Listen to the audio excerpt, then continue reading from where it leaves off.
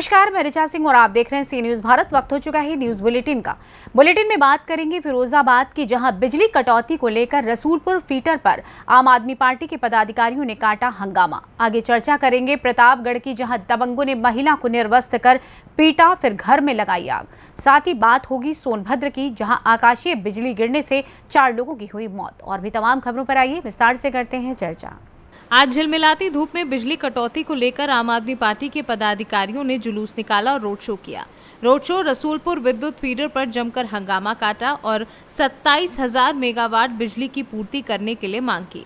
वहीं पर उपस्थित लोगों के द्वारा दी गई जानकारी में बताया गया कि बिजली कटौती की भरमार है और इस संकट को पूरा प्रदेश झेल रहा है, जिसके चलते डॉक्टरों के यहाँ मरीज बढ़ते जा रहे हैं और इस भीषण गर्मी में तमाम लोग बीमार हो रहे हैं। और ये बेहद दुर्भाग्य की बात है कि 21वीं सदी में भी लोग बिजली जैसी मामूली आवश्यकता को पूर्ण नहीं कर पा रहे हैं। सर, क्या नाम है आपका? मैं नूर मोहम्मद सिद्दीकी, आम आदमी पार्टी का फिरोजाबाद के जिला अध्यक्ष। सर, किस प्रकार का ये आंदोलन रखा है आपने या क्या हो रहा है? मैं आपको बताना चाहता हूं कि आम आदमी पार्टी के राज्यसभा सांसद संजय सिंह साहब ने आह्वान किया, और ये आह्वान इसलिए किया कि उत्तर प्रदेश में बिजली की वजह से बहुत सारे कैजुअल्टी हुई हैं, बहुत सारी परेशानी हुई है और यहाँ पर जनता तराई तराई मचाई हुई है। और हम फिरोजाबाद के रसूलपुर फीडर पर खड़े हुए, जहाँ जेई 1 साल से जेई का आना जाना बिल्कुल नहीं है, जिसकी वजह से तारों की हालत बहुत ख़राब और यहाँ पर कंडीशन बहुत ख़राब है। अगर ये ठीक ना हुई तो आगे आम आदमी पार्टी यहाँ धरना बंद करेगी। सर, क्या नाम है आपका? रजनीकांत राठौर, जिला उपाध्यक्ष यूथ विंग, आम आदमी पार्टी। सर, किस प्रकार का धरना हो रहा है यहाँ पे? ये धरना किया जा रहा है क्योंकि यूपी में, उत्तर प्रदेश में बहुत ज़्यादा बिजली की कटौती हो रही है। बिजली कटौती की वजह से, गर्मी की वजह से उत्तर प्रदेश में एक ही दिन में 150 से ज़्यादा जाने जा चुकी हैं।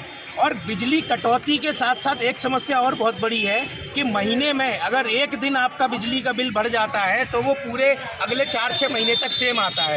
ये सेम समस्या मेरे घर में भी हुई। पिछले 4-5 महीने पहले मेरे एक छोटे से भतीजे का बर्थडे था, जो अभी 1 साल का हुआ है। उस दिन सारे रिश्तेदार आए हुए थे, बिजली ज़्यादा खपत हुई, 5 किलोवाट के आसपास कनेक्शन खपत पहुँच गई और 5 किलोवाट से ज़रा सा भी ऊपर होते ही 7 किलोवाट का उन्होंने बिल बना दिया। और पिछले 6 महीने से मेरा बिल 7 किलोवाट का आ रहा है, जबकि मेरे घर में खपत डेली की। जिंदाबाद जिंदाबाद जिंदाबाद। सर, क्या नाम है आपका? बंद करो बंद करो बंद करो। सर, क्या नाम है आपका?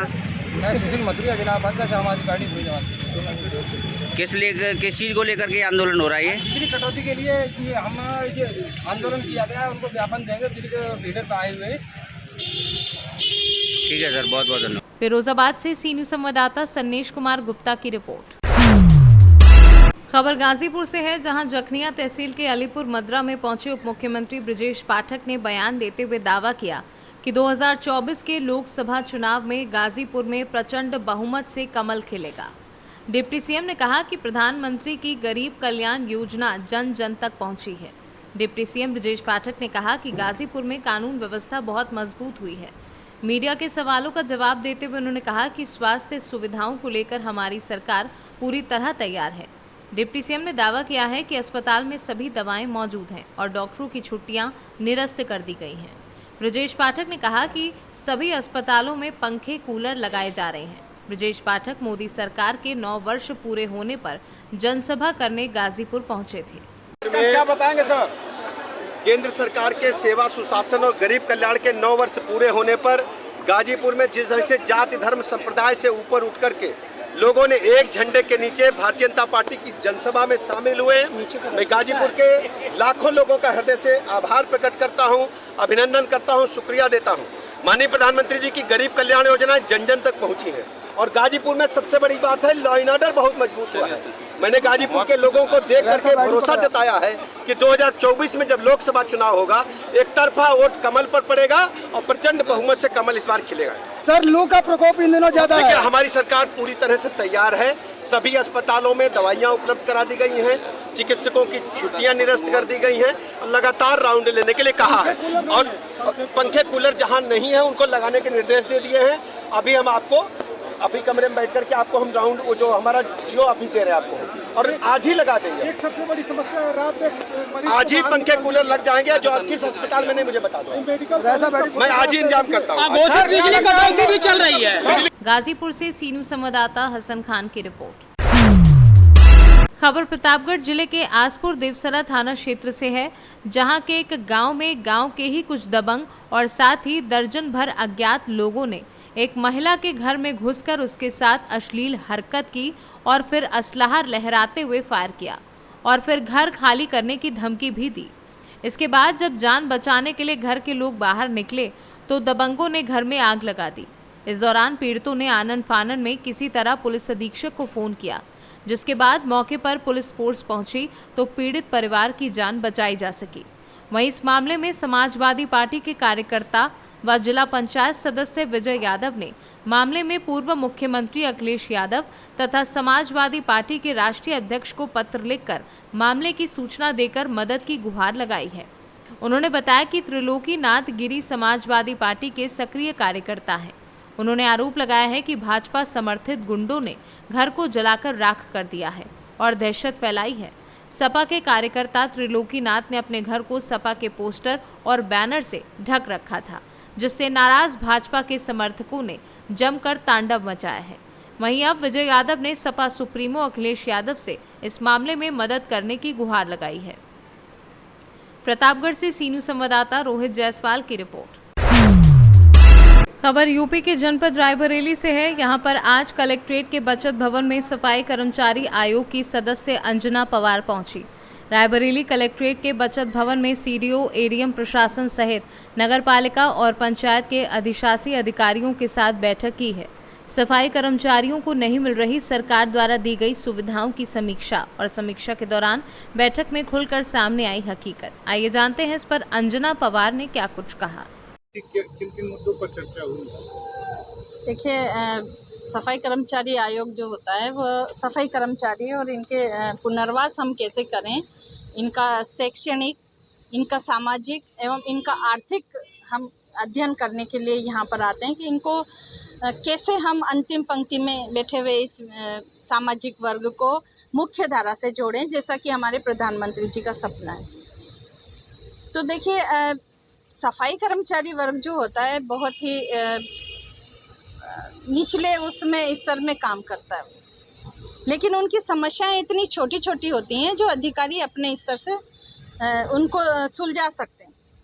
इसके बावजूद भी अगर समस्याएं इतनी बनी रहती है तो ये बहुत ही खेद का विषय है हमारे लिए, क्योंकि समय से वेतन मिलना तो हर कोई चाहता है, काम के बदले वेतन चाहिए।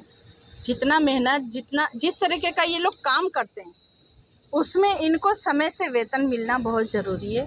इनका EPFO है, इनका ESI का जो है सिस्टम वो है, इनका सामूहिक बीमा होना चाहिए, इनका हेल्थ चेकअप क्वार्टरली होना चाहिए, इनके गले में आई कार्ड ऐसा होना चाहिए ताकि कोई भी दुर्घटना हो तो उसको इनको फर्स्ट एड उससे जल्दी मिल जाए, उसमें ब्लड ग्रुप मेंशन होना चाहिए। इसके अलावा आपको मिली क्या यहाँ पे? देखिए, नहीं मिली है मुझे और मैं चाहती हूँ कि ये चीज़ें होनी चाहिए।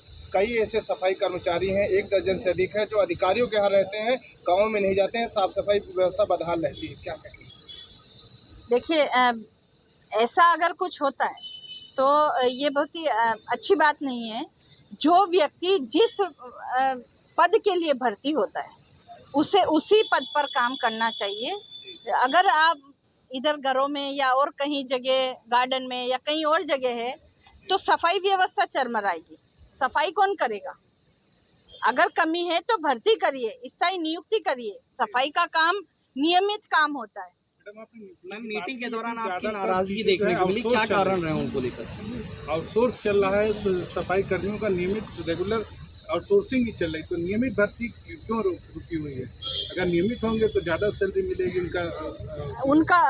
देखिए, ये पॉलिसी मैटर ये चल रहा है आउटसोर्स का, ये सब मेरा तो ऐसा मानना है और मैं लिख के भी दूंगी इस चीज़ को कि ऐसा तो नहीं है कि इलेक्ट्रीशियन है या प्लम्बिंग का कोई काम हमको ज़रूरत है तो हम कभी कभी उसको बुलाते हैं। सफाई कार्य तो नियमित कार्य होता है और उसके लिए तो नियमित सफाई कर्मी होना चाहिए। ताकि अच्छे से सफाई हो। और हम जो स्वच्छ भारत मिशन में अपना योगदान इन कर्मचारियों के बूते ही तो लेते हैं।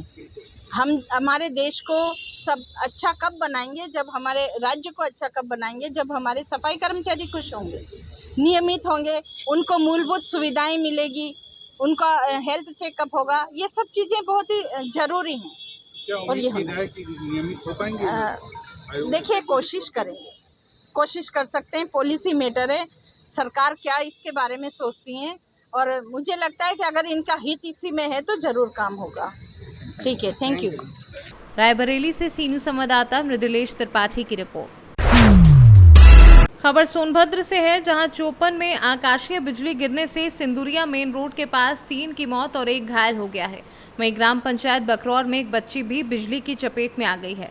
मृतक में 2 गोपाल सिंह एवं चंदन प्रीतन नगर चोपन और 1 अलगू सिंदुरिया व 1 बच्ची बकरोट शामिल है। सोनभद्र से सी न्यूज़ संवाददाता कुमधर चौधरी की रिपोर्ट। फिलहाल न्यूज बुलेटिन में बस इतना ही। देश दुनिया की तमाम खबरों की जानकारी के लिए देखते रहें सी न्यूज़ भारत। हर खबर आपके साथ, आपके हाथ।